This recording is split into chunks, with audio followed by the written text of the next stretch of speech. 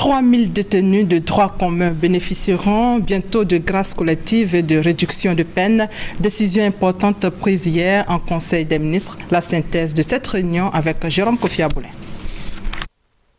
Ils sont 3000 les détenus qui vont bénéficier pour certains d'une grâce collective et pour d'autres d'une réduction de peine. C'est une décision du Conseil des ministres tenue ce mercredi 4 février 2015 au Palais présidentiel. Au titre du ministère de la Justice, des Droits de l'Homme et des Libertés publiques, le Conseil a adopté 2 décrets. Le premier décret accorde une grâce collective à un certain nombre de personnes condamnées, à un certain nombre de détenus de droit commun, mais qui pour la plupart ne présentent pas de dangerosité particulière pour notre société. Le Conseil a également adopté un décret qui accorde réduction de peine pour un certain nombre de personnes condamnées à des peines plus ou moins longues, mais dont il reste moins de 4 ans à purger. Et là aussi, il faut prendre en compte le fait que les infractions commises par ces personnes-là sont jugées relativement mineures.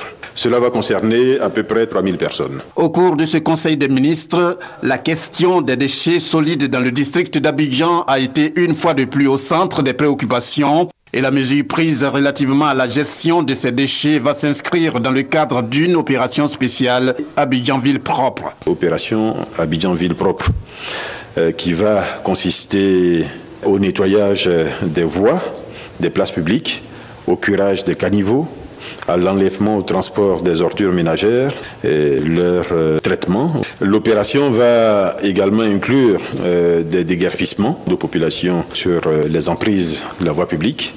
Cette opération va comprendre une forte sensibilisation des populations dans le district d'Abidjan. Je pense que si une phrase à retenir, c'est inviter nos populations à éviter de salir. Vous savez, on peut passer notre vie à récupérer des déchets, mais si on n'en produit pas, tout le monde y gagne.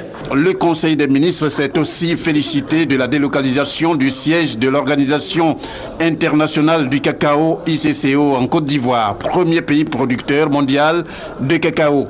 Encore un très bon signe pour reprendre les propos du porte-parole du gouvernement.